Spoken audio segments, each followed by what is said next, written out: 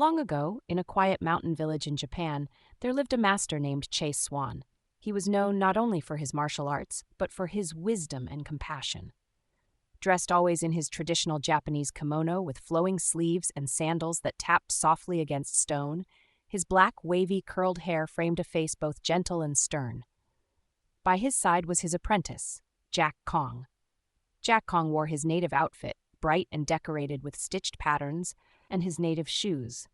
He was an outsider when Chasewan found him, cold, hungry, without a place to call home.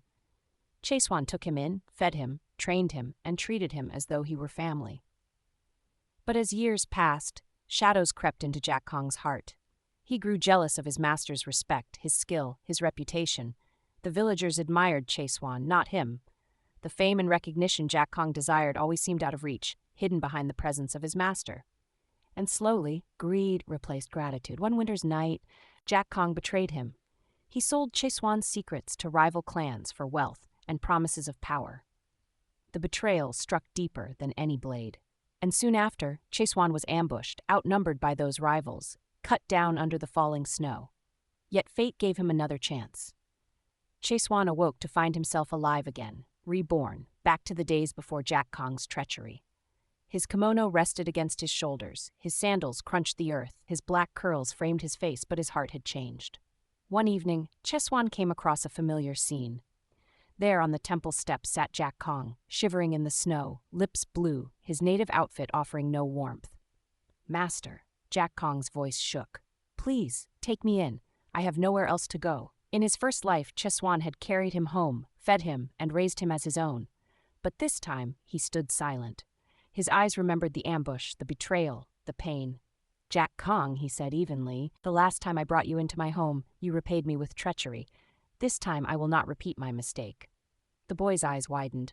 "No, master, I swear I'll be loyal this time. Please."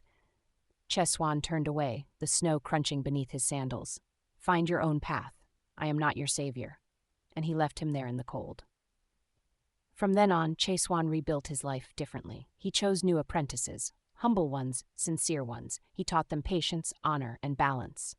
His name grew even greater than before, but his heart was guarded. As for Jack Kong, regret followed him like a shadow. He wandered from village to village, starving, unwanted. People whispered of his betrayal. The wealth he had dreamed of never came, and the warmth of a home never returned. Years later, their paths crossed again. Chasewan stood strong, surrounded by loyal students, his kimono flowing in the breeze, his black wavy curls touched by sunlight. Jack Kong, thin and broken, lowered his gaze in shame. Chasewan's voice was calm, but final. "Jack Kong, greed has taken everything from you. It once took my life, but in return I gained wisdom. My rebirth is not for your sake, it is for mine." And with that, Chasewan turned and walked on, sandals steady against the earth, never once looking back. In this second life, Chasewan chose differently.